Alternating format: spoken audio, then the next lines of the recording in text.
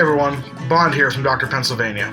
Today's past periodicals come from the Harrisburg Telegraph, January 14th, 1919.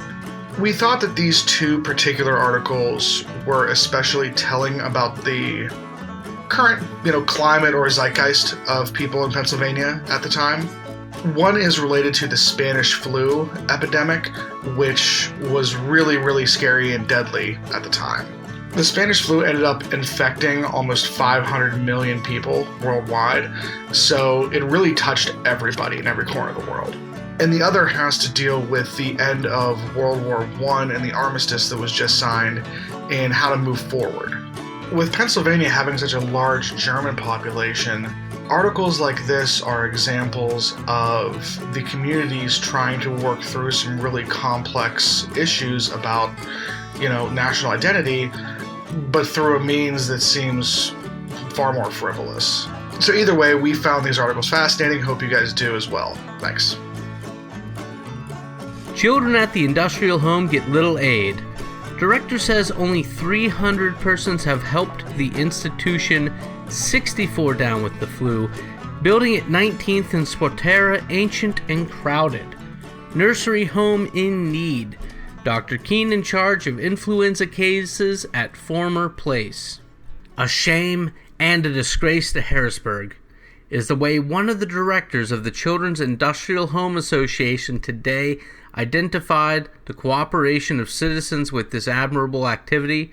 Of a population of some 80,000 in the city alone, only 300 persons help to support an establishment which is even now in the throes of taking care of 64 children influenza victims. This home for orphan children takes care of boys and girls throughout the county also, and the county is just as reprehensible. Every person who has traveled about Harrisburg has noticed the conspicuous building which arches its cupolas high on the hill on 19th and Swatera streets. Few persons have the humanity to inquire as to how these destitute children of the metropolis are cared for. The same may be said of civic help for the Harrisburg Nursery on Cameron Street, and the suggestion immediately comes up. Why not combine these two institutions and set them on a farm where the children may raise fruits and vegetables, thus partly supporting themselves at the same time getting wholesome, robust life? Walking up the steep approach to the present industrial home, the visitor sees a rather sinister building with ancient efficiency. There are 3 dormitories. In number 1 are 40 babies, in number 2, 50 boys, and it is to be noted that boys are more numerous than girls. Number 3 contains 40 girls. Crowded is no name for this. Many of these children are being supported by sheer charity. As an example, it may be pointed out that this very considerable coal heap has been supplied by a few charitable citizens, but there is no standardized way of being sure coal will be supplied.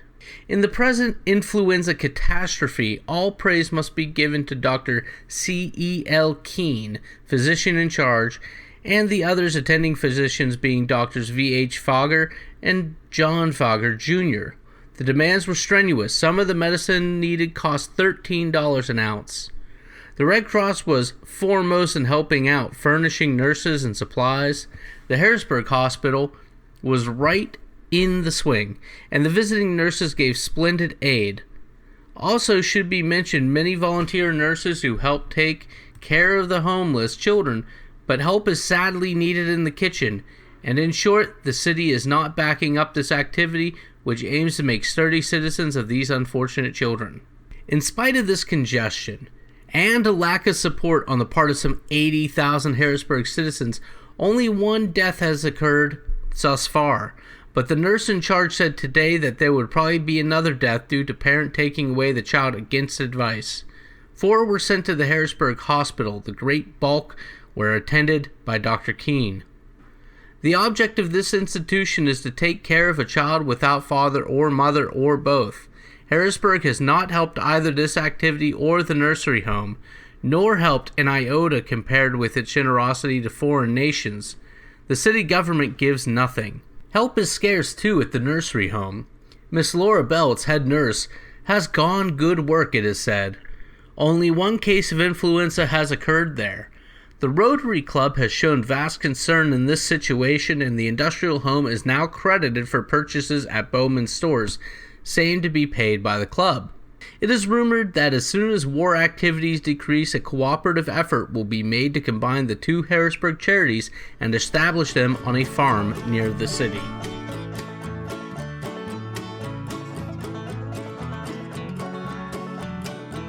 Sauerkraut, by any other name, is not so sweet. It'll taste better by the old-time name, said epicures who do not favor Liberty Cabbage. Is it sauerkraut or Liberty Cabbage now that the armistice is signed? This is the question C.W. Miller, physical director at the Central YMCA, must solve before Friday night when members of the Businessmen's Gymnasium class will meet at a dinner. The delicacy to be served is the cabbage with roast pork, but in sending out invitations the words sauerkraut or Liberty Cabbage must be used. Mr. Miller is in a quandary as to which phrase is correct. Some months ago, it will be remembered, there was a lengthy discussion about the pro-German tendencies of those who use the word sauerkraut, and it was decided to call it Liberty Cabbage. The armistice is signed and peace is here. Why not call it sauerkraut again? It'll taste better by the old-fashioned name, friends of the old-time dish say. William S. Young is chairman of the committee on arrangements for the dinner.